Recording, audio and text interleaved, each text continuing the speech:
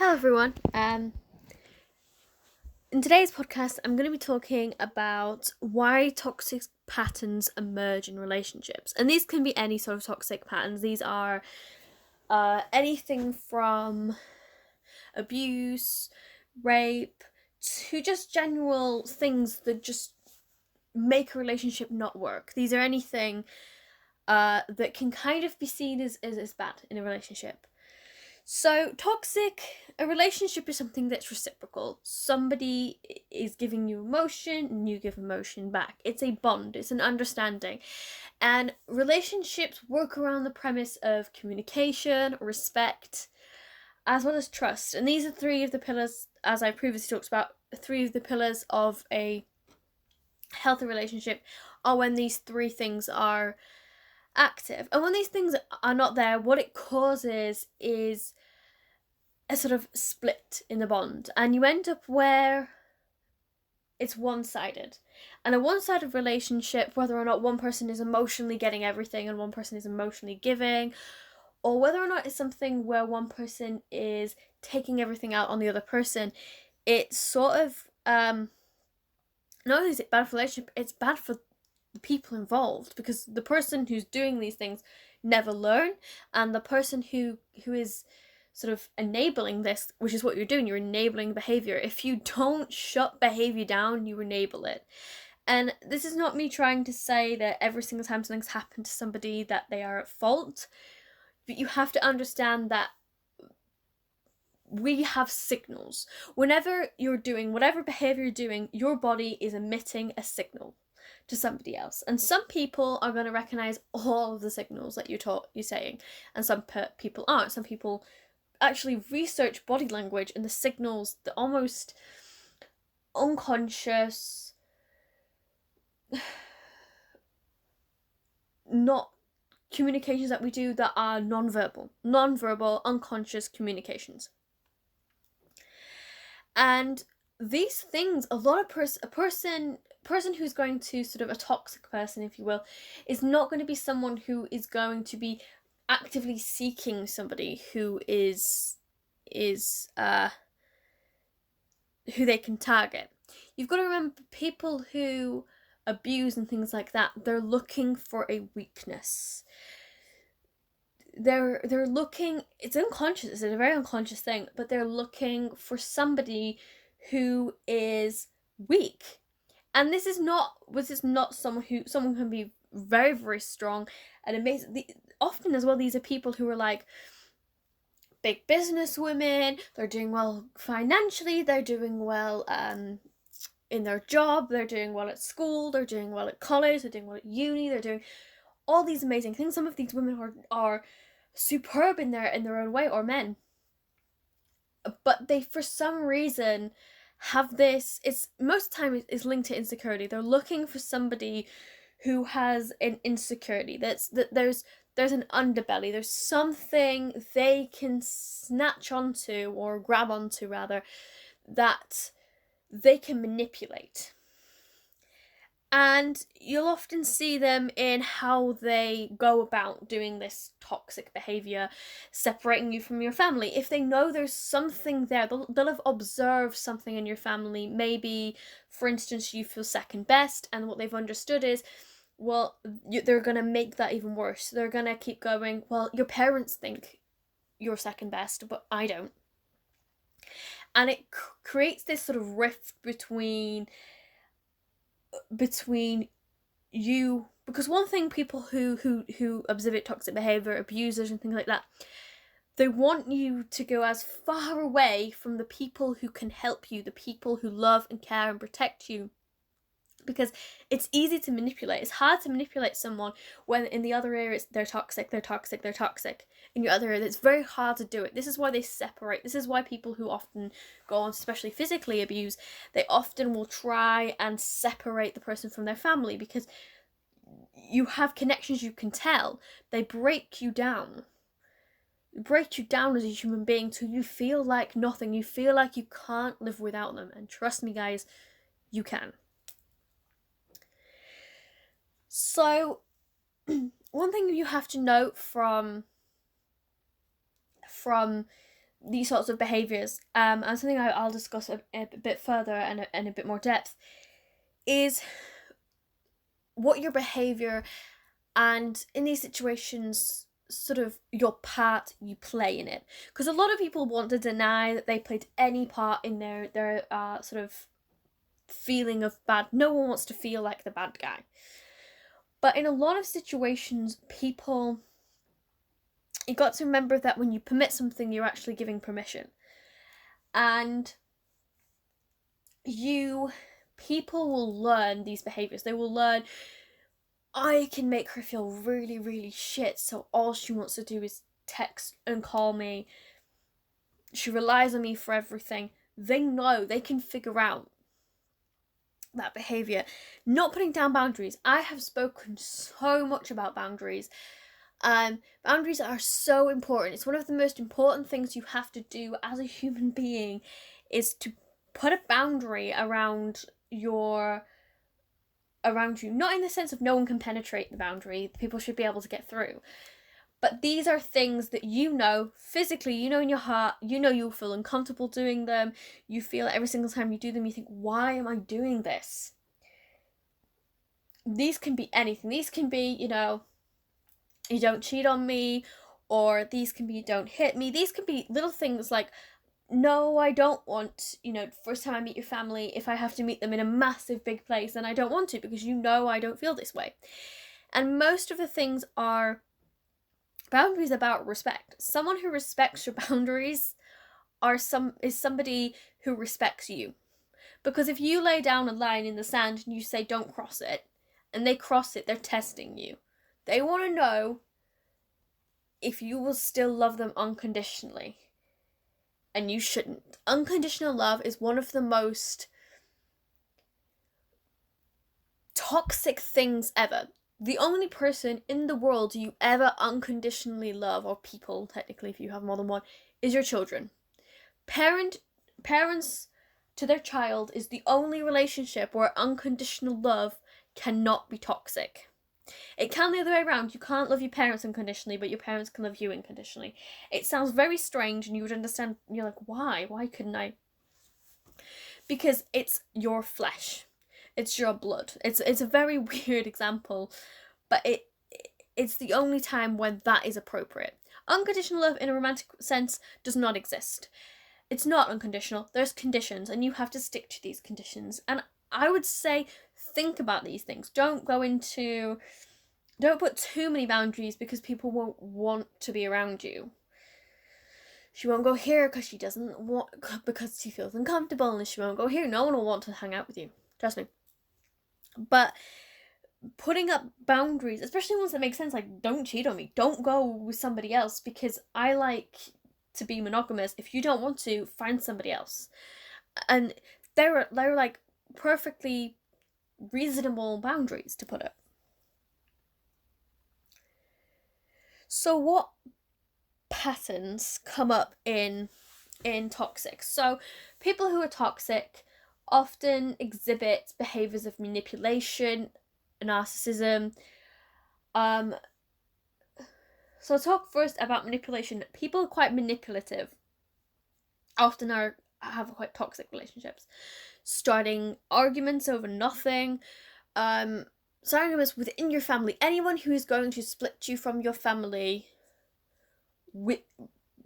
If you beforehand had a horrible relationship with your family, and it was absolutely horrible relationship, you've now got someone on your side who can sit there and they're there with you and they're going to help you come out of that. That's fair enough. If somebody's there to help you out, to get you out of the situation, fair enough. But that's not often the case. These are somebody who has maybe a fractured relationship but still have a good enough relationship with family, and it's destroyed by somebody who decides, actually, I want them to myself.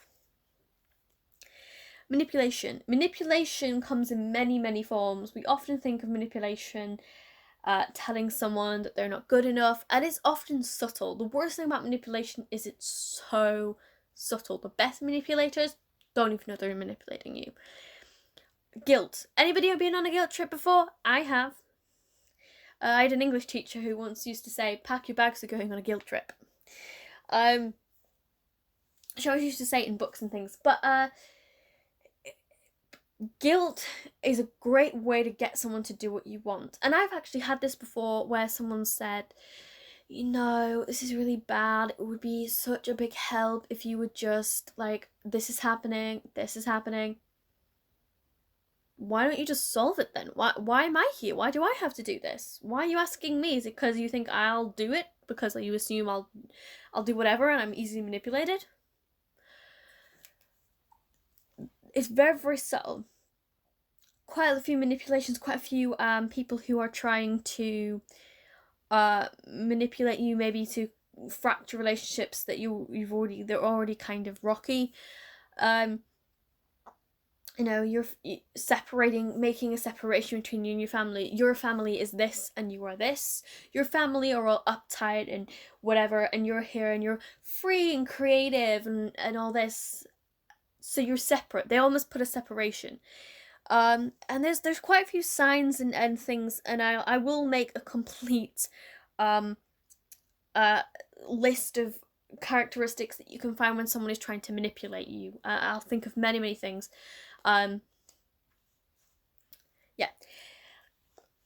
Most people who are toxic, manipulative, are also narcissists, because you have to have it. It's all about me. In order to want to, most people are me, because that's how we are. Human beings are made to feel like we are me, because this keeps us alive. This me mentality keeps us alive. This keeps us rolling through the day. We don't get stood on. We don't get eaten. We don't get hungry, because we're thinking about ourselves.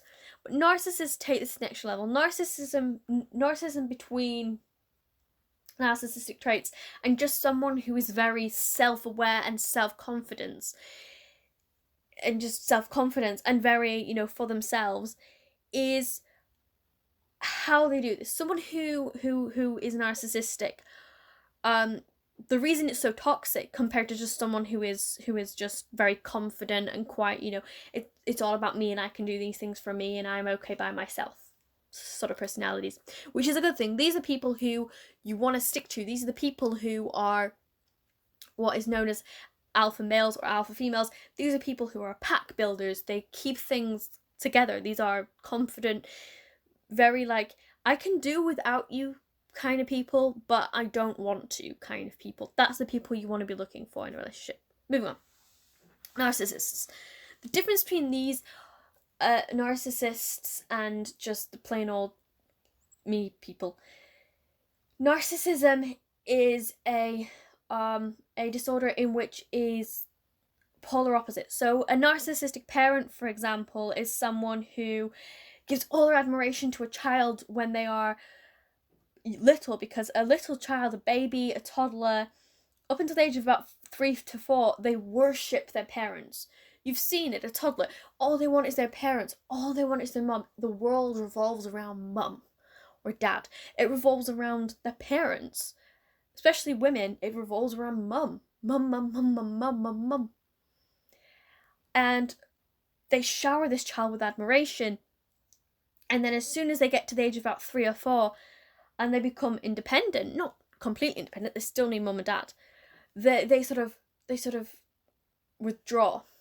And it causes a sense of abandonment. And abandonment is a very, very terrible predicament to be in for a child. Especially a child. It's horrible as an adult, but it's even worse as a child. Because you don't understand. It's one thing to be abandoned because of death, because you can be like, okay, they didn't want to leave, but they have. Especially when the parent is still there. It creates this idea of everybody in my life is going to abandon me. So they start replicating the behavior of their parents. When they shower admiration on me, I'm going to feed it all up. And then when they relinquish it and they throw it away, what am I going to do? What am I going to do now?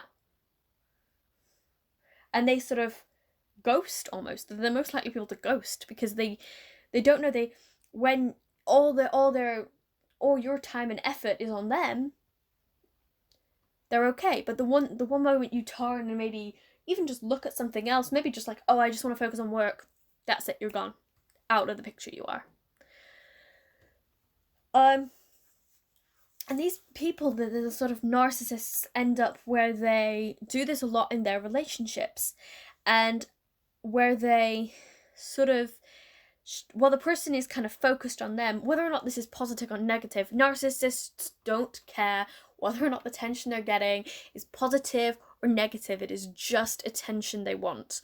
And once you are like in love with them, you just want every second to be with them, and that's completely normal in a new relationship. All you want is that other person. That is so normal.